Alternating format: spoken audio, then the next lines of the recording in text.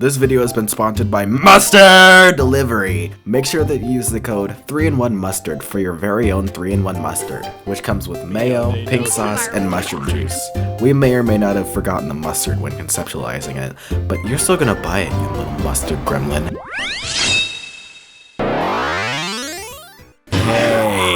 In Sonic Adventure and Sonic Adventure 2, every character can receive a power-up. In Sonic Adventure 2 specifically, every single level contains a power-up. Some in a Metroidvania-esque layout where you need to figure out what you need to do to unlock the next. However, I have a question.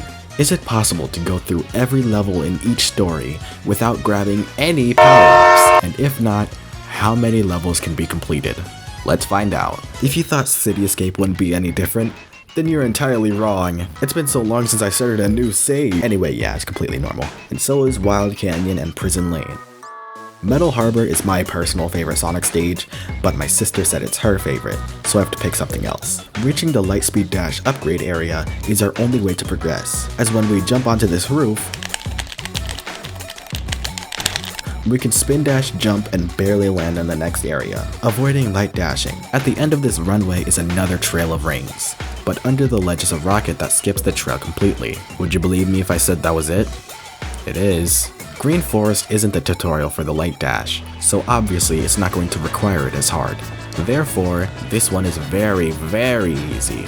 Pumpkin Hill is interesting. I feel like I've heard somewhere that this specific level will always spawn at least one emerald shard in the dig spot. After dying a bunch of times, which you can do to reset the emerald shard locations, I feel like that was confirmed. That didn't stop me though. I figured I ought to try getting out of bounds to at least find out whether or not emerald shards are loaded when underground. This method was inspired by the Cannon's core clip, which basically squeezes Knuckles between two things pushing him away from them, until ultimately one wins. I never don't use this by the way, and will use this if we get to Knuckles' part of Cannon's core. I tried doing the same thing at this here pumpkin, getting very close to clipping, at least I think. However, the farthest I got was here, since moving at all forces us out of the wall, so I don't really know how to continue. Considering this emerald shard placement to be the only one that I believe to be possible if clipping out of bounds was as well, because I don't think any other object or set piece is close enough to a wall to get proper results, especially since we have to fall. I really didn't want to quit, but I honestly was just stuck since the level didn't seem to generate an emerald shard above ground. I gave up and decided to start the dark story. Iron Gate, Sand Ocean, Dry Lagoon, and Radical Highway are all fine and easily traversable. Headquarters is basically the exact same as Pumpkin Hill in terms of the digging problem, since in this one, you're meant to get the pick nails. However, since this one is more hallway-like, it's basically impossible to find an area where you can clip into the wall and also maneuver your way to the emerald. The key, not the emerald. Over on Mission Street, first of all, what is this sign? Jing? Y'all make sure to Jing. It's impossible to progress if you get to where the boosters are. But taking the upper route, where the Chow Box is, can skip the part where you need to boost. It's quite a strange skip compared to the Metal Harbor one, because it's so easy to pull off, leading me to believe that some first-time player saw that the ground was shaking and was about to fall, pulled this off, and continued through the level not knowing about the booster. I mean, the player basically has to know that these enemies are going to be in the way beforehand, so I'm now imagining some random kid playing like this. Please don't! Please!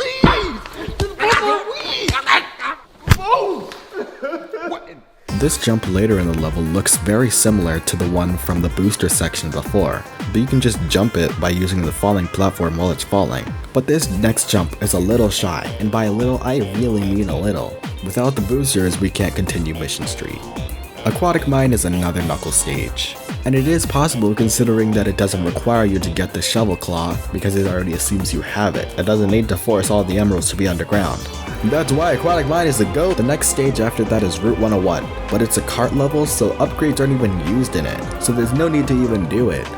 This is just a cover-up because the mod I used doesn't show it. So next is Hidden Base, which is impossible right from the very beginning. You have to use the boosters for the whole thing, but it sucks that we can't even get 1 foot into it. I squished a skunk out of anger. Pyramid Cave.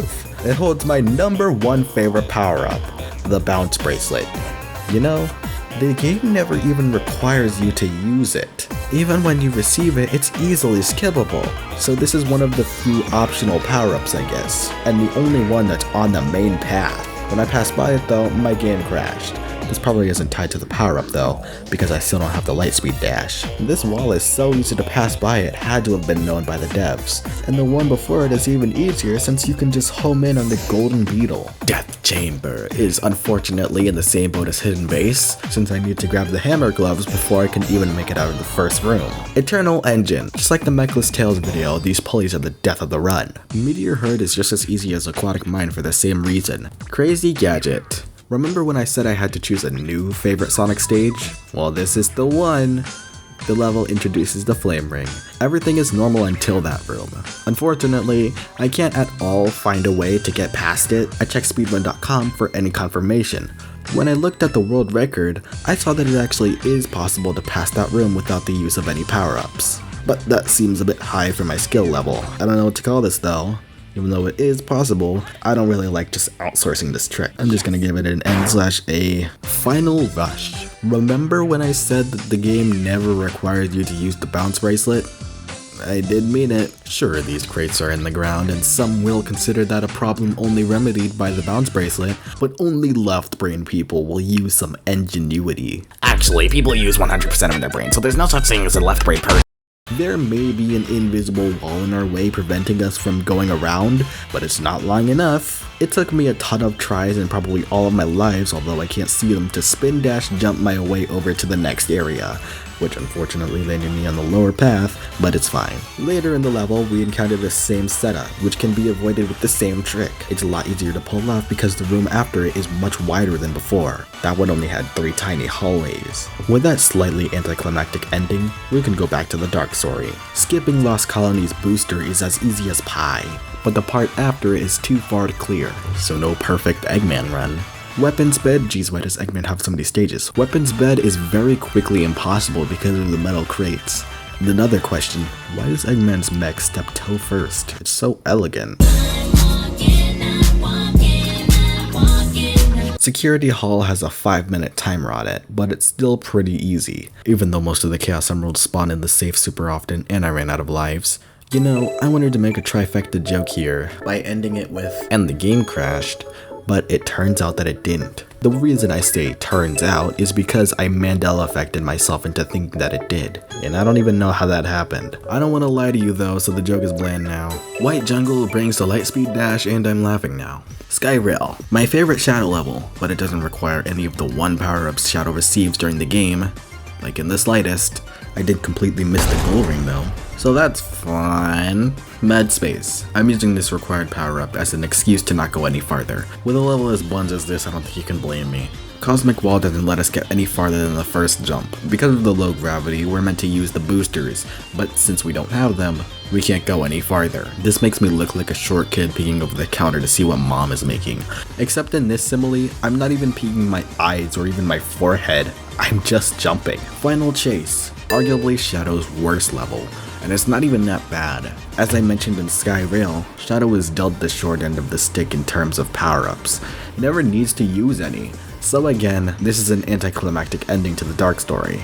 Well, now onto Canon's Core, you gotta be kidding me. So, in the end, Canon's Core is impossible. I guess we should review now. So, for Sonic stages, there are 6 in total, but I'm removing Crazy Gadget for being N/A, giving Sonic 5 out of 5. 100% of his stages are possible without power-ups. That was cool! Tails has 5 stages, and out of all of them, only 2 are possible, giving him 40% completion. I gotta do better next time. Knuckles has 5 stages, and out of all of them, 3 were possible, giving him 60% completion. That was tough. That means for the entire hero story, it's a 10 out of 15, or a 66.66 repeating percent, which is That was a little That tough. was tough. Shadow has 4 stages, and all of them are possible, 4 out of 4 with 100% completion. Ultimate victory. Eggman has 5 stages, with only 3 being possible, giving him 60% completion like Knuckles. I should have tried a little harder. Rouge has 4 stages, with only 2 being possible, giving her 50% completion. I'm ashamed to call myself a hunter.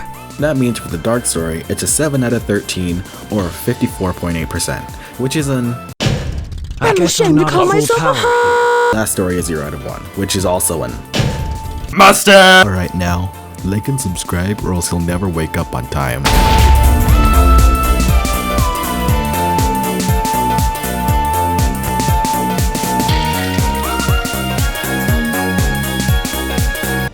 Okay, bye.